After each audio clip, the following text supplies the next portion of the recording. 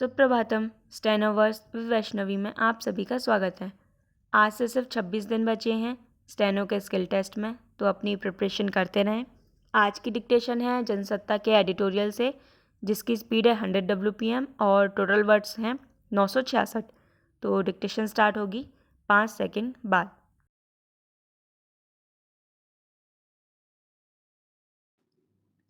Start. Bharat ने हर कुछ समय के अंतराल पर अंतर्राष्ट्रीय मंचों पर आतंकवाद की समस्या पर बात करते हुए आतंकियों को संरक्षण देने के लिए पाकिस्तान को कटघरे में खड़ा किया है, लेकिन पाकिस्तान ने इस तरह के आरोपों पर कभी गंभीरता से बात नहीं की और न इस व्यापक समस्या के हल में सहयोग के लिए कोई सकारात्मक प्रतिक्रिया दी। उल्टे वह भारत की ओर से उठे सवालों को खारिज करता रहा है, जबकि आए दिन ऐसे तथ्य सामने आते रहे जिसमें यह बार बार उजागर हुआ कि खास तौर पर भारत में आतंकवाद की जटिल समस्या के पीछे उन आतंकी गिरोहों का हाथ है जो पाकिस्तान स्थित ठिकानों से अपनी गतिविधियां चलाते हैं।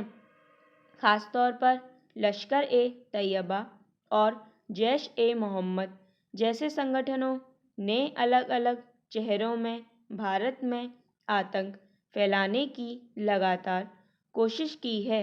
इसी के मद्देनज़र भारत ने वैश्विक समुदाय से पाकिस्तान में संरक्षण हासिल करके बैठे कुछ प्रमुख आतंकियों को वैश्विक आतंकवादी घोषित करने की मांग बार बार उठाई, लेकिन पाकिस्तान की आनाकानी और चीन के नाहक हस्तक्षेप की वजह से अब तक इस दिशा में कोई बड़ी कामयाबी नहीं मिल सकी थी। हालांकि संयुक्त राष्ट्र से लेकर दुनिया के ज़्यादातर देश भारत के पक्ष और उसकी समस्या को समझते रहे, फिर भी प्रक्रियागत जटिलताओं का लाभ पाकिस्तान को मिलता रहा।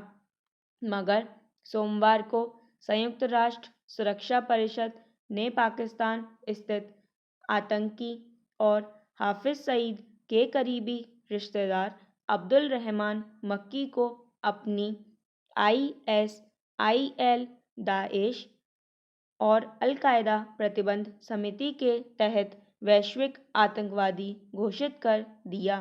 अब अंतर्राष्ट्रीय नियामक संस्था होने के नाते भले अब जाकर संयुक्त राष्ट्र की ओर से यह कदम उठाया गया है, लेकिन सच यह है कि भारत अरसे से ऐसे कई आतंकियों पर पाबंदी लगाने के लिए आवाज़ उठाता आया है।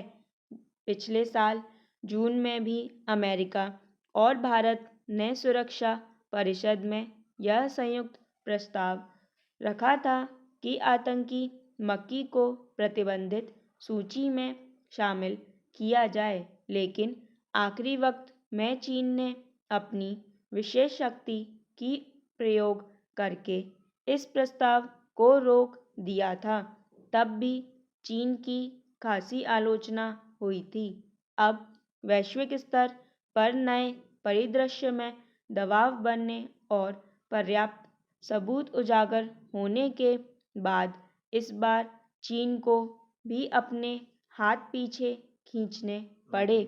जाहिर है यह वैश्विक स्तर पर आतंकवाद के मसले पर भारत के पक्ष की पुष्टि है, मगर विडंबना यह है कि भारत की ओर से उठाए गए सवालों पर पाकिस्तान और उसका साथ देने वाले चीन को समय रहते विचार करना ज़रूरी नहीं लगा था, जबकि लंबे समय से ऐसे तथ्य दुनिया भर में सामने आते रहे कि आतंकवाद ने कैसी समस्या खड़ी की है और उसके नतीजे किस किस रूप में सामने आ रहे हैं। विचित्र यह है कि हकीकत को झुठलाने में पाकिस्तान को कभी कोई हिचक नहीं हुई। एक ओर वह आतंकी तत्वों को अपने सीमा क्षेत्र में स्थित ठिकानों से गतिविधियां संचालित करने की अनदेखी करता रहा है और दूसरी ओर अंतर्राष्ट्रीय समुदाय के सामने खुद को पीड़ित देश बताकर पेश करता है। आतंक को संरक्षण के समांतर पाकिस्तान सरकार एक अजीब तरह के ऊहापोह से गुजरती रहती है।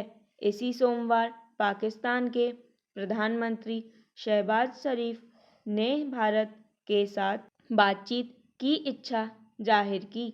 उसी दिन उनके कार्यालय की ओर से कश्मीर मुद्दा उठा दिया गया।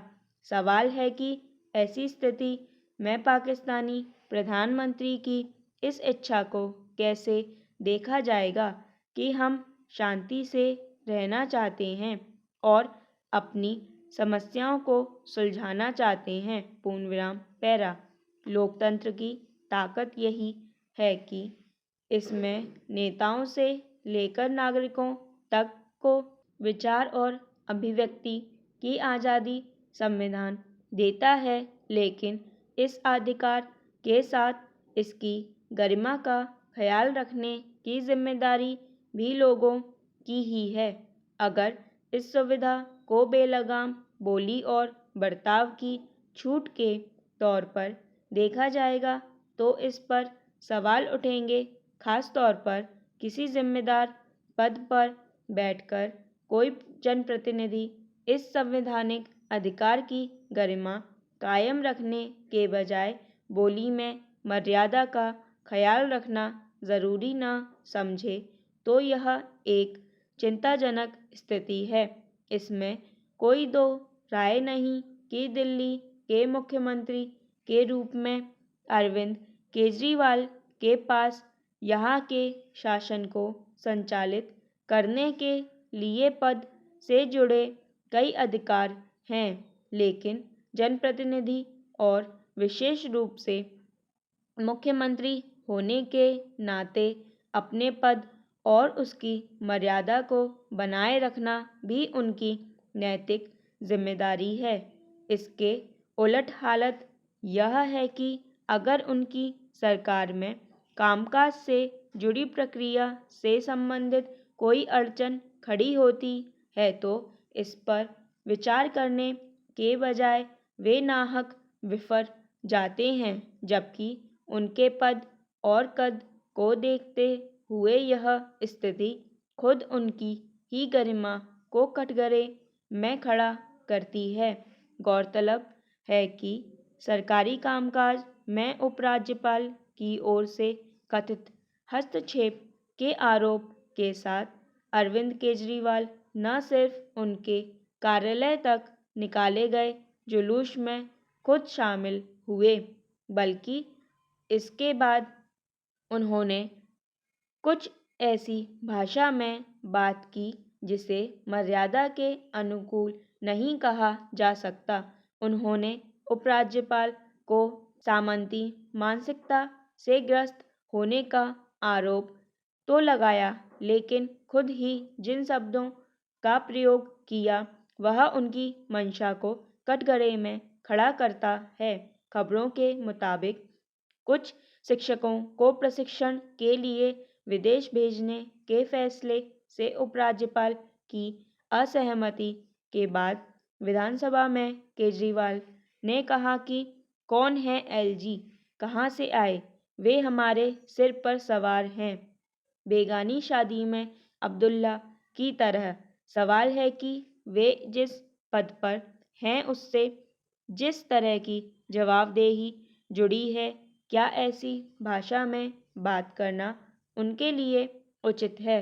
अगर सरकार कामकाज में उपराज्यपाल की आपत्ति में नियम कायदे से संबंधित कोई गड़बड़ी है तो इसके समाधान के लिए शासन के ढांचे में कोई प्रक्रिया निर्धारित होगी, मगर इसके तहत मुख्यमंत्री पद की मर्यादा का निर्वाह करने के बजाय वे अशिष्ट लहजे में अपनी असहमति दर्ज करते हैं तो इसे कैसे देखा जाएगा? पूर्ण विराम। स्टॉप।